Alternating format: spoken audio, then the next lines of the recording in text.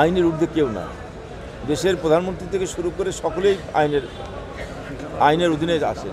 বেগম খালেদা জিয়া কিন্তু একজন দণ্ডপ্রাপ্ত কয়েদি। একজন দণ্ডপ্রাপ্ত কয়েদির যতটুকু সুযোগ সুবিধা পাওয়া কথা কারাবিধান অনুযায়ী তার চেয়ে অনেক বেশি সুযোগ সুবিধা উনি পেয়েছেন আমাদের বর্তমান প্রধানমন্ত্রী জননেত্রী শেখ হাসিনার মানবতার কারণে। তাকে একটা বিষয় বলতে হবে যে এই দেশের প্রত্যেকটা নাগরিকের জন্য আইন আছে, আইনের ঊর্ধ্বে কেউ না। দেশের প্রধানমন্ত্রী থেকে শুরু করে সকলেই আইনের অধীনে আছেন। বেগম খালেদা জিয়া কিন্তু একজন দণ্ডপ্রাপ্ত কয়েদি। একজন দণ্ডপ্রাপ্ত কয়েদির যতটুকু সুযোগ সুবিধা পাওয়া কথা কারাবিধান অনুযায়ী তার চেয়ে অনেক বেশি সুযোগ সুবিধা উনি পেয়েছেন আমাদের বর্তমান প্রধানমন্ত্রী জননেত্রী শেখ হাসিনার মানবতার কারণে। আজকে মাননীয় প্রধানমন্ত্রী তার নির্বাহী ক্ষমতা বলে তার দণ্ড স্থগিত করে তাকে দেশের মধ্যে স্বাধীনভাবে বাস করার এবং স্বাধীনভাবে তাকে চিকিৎসা নেওয়ার সুযোগ করে দিয়েছেন। উনি ইচ্ছা করলে সর্বোচ্চ চিকিৎসা নিতে পারেন, নিচ্ছেনও। চিকিৎসা নিয়ে ওনার কোনো সমস্যা নেই।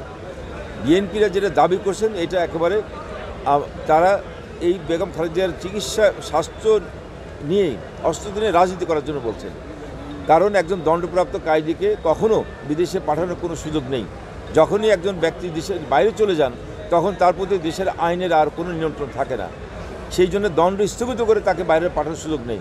একমাত্র দণ্ড মওকুফ হলে উনি যখন দণ্ড মওকুফ পাবেন তখন উনি স্বাধীনভাবে যে কোনো দেশে যেতে পারেন এবং দণ্ড মওকুফ করার ক্ষমতা এক সংবিধান আমাদের মহামান্য রাষ্ট্রপতিকে দিয়েছেন। রাষ্ট্রপতির কাছে মাপ চাইলে, ক্ষমা চাইলেই মহামান্য রাষ্ট্রপতি মাপ করলে উনি তখন স্বাধীন হিসেবে যে কোনো জায়গায় যেতে পারবেন।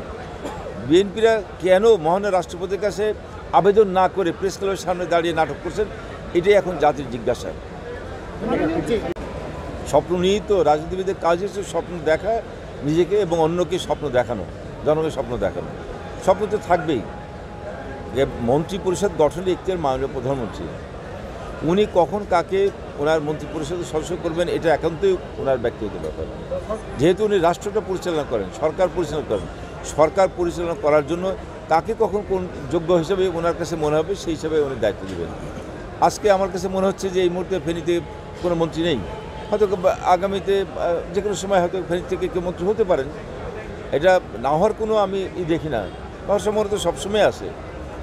আর মন্ত্রী হলেই যে উন্নয়ন হবে ব্যাপক, আর না হলে উন্নয়ন হবে না, এই ধারণাটা আমার মনে হয় খুব বেশি সঠিক নয়।